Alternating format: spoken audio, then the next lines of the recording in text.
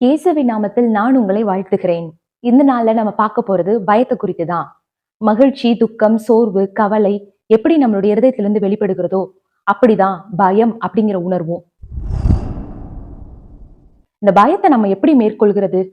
இந்த பயம் அப்படிங்கிற உணர்வு நம்மளிடத்துல அதிகமா வெளிப்படும் போது, நம்மளால வாழ்க்கையில வெற்றி கூட பெற முடியாத அளவு நம்மை தடுத்து பின்னோக்கி இழுத்து விடுகிறது.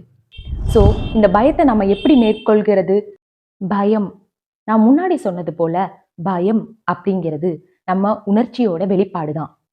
ஆனா இந்த பயம் எப்பொழுது நம்மளிடத்துல அதிகமா வெளிப்படணும், எப்பொழுது அந்த பயத்தை நம்ம மேற்கொள்ளணும் அப்படிங்கறத குறித்து நம்ம சிந்திக்க வேண்டியது ரொம்ப அவசியமா இருக்கிறது. இந்த பயத்தை பத்தி பேசுறம்போது எனக்கு ஒரு விஷயம் ஞாபகம் வருது. இந்த பயம் அப்படிங்கிற உணர்வு நம்மளுடைய இருதயத்துல அதிகரிக்கும் போது தனிமை உணர்வும் அதிகரிக்குது. தனிமை உணரும் போது நம்ம எல்லா விஷயத்திலையும் செயலிழந்தவர்களா காணப்படுவோம். இந்த தனிமை எதற்கு இட்டு செல்லுகிறது அப்படின்னா தற்கொலை எண்ணத்திற்கு இட்டு செல்லுகிறது. தற்கொலை பத்தி பேசுற போது கடந்த நாட்கள்ல நம்முடைய இந்திய நாட்டுல நடந்த ஒரு சம்பவம் தான் எனக்கு ஞாபகம் வருது. நம்முடைய இந்திய நாட்டுல ராஜஸ்தான் அப்படிங்கிற நாட்டுல கோட்டா அப்படிங்கிற பகுதி நம்ம எல்லாருக்கும் தெரிந்ததுதான். பல பேரு இத நியூஸ்ல நீங்க கேள்விப்பட்டிருப்பீங்க. ஜேஇ நீட் அப்படிங்கிற எக்ஸாம்க்கு ப்ரிப்பேர் ஆகக்கூடிய கேபிட்டல் சிட்டி அப்படின்னே சொல்லலாம். ஏன்னா அவ்வளோ ஃபேமஸ் இந்த இடம்.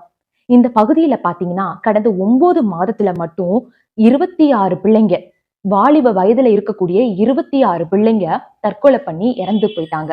அவங்களுக்குள்ள ஏன் அந்த தற்கொலை எண்ணம் வருகிறது?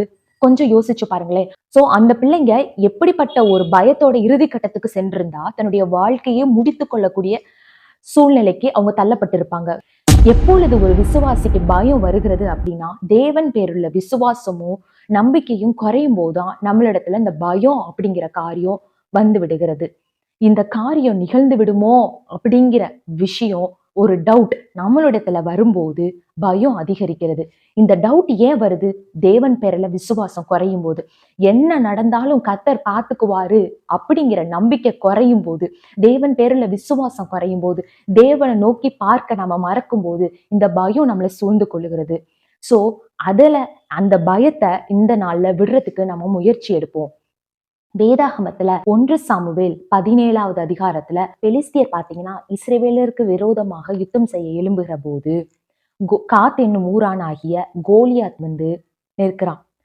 அப்படி ஒரு பலமுள்ள மனிதன் வந்து இஸ்ரவேலருக்கு விரோதமாக இஸ்ரவேலருடைய படையை பார்த்து நிந்திக்கிறான்.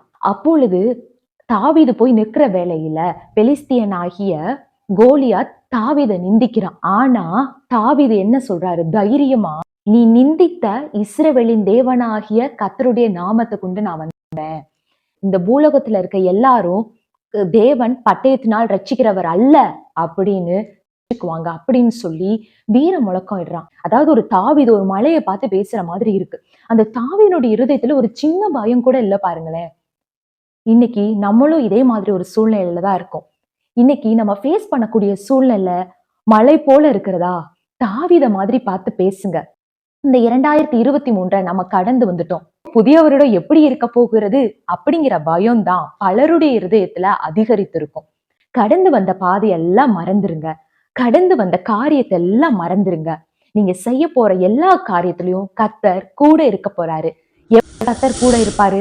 நீங்க உங்களுடைய எல்லா காரியத்திற்கும் அவரை சார்ந்து கொள்ளும் போது, அவரை தேடும் போது, அவரை முன்னாடி வைக்கும் போது கர்த்தர் உங்களுடைய எல்லா காரியத்திலையும் உங்களோட உடன் இருந்து உங்களுடைய ஜெயமுடன் நடத்துவார். தேவன் உங்களை ஆசீர்வதிப்பாராக. தேங்க்யூ.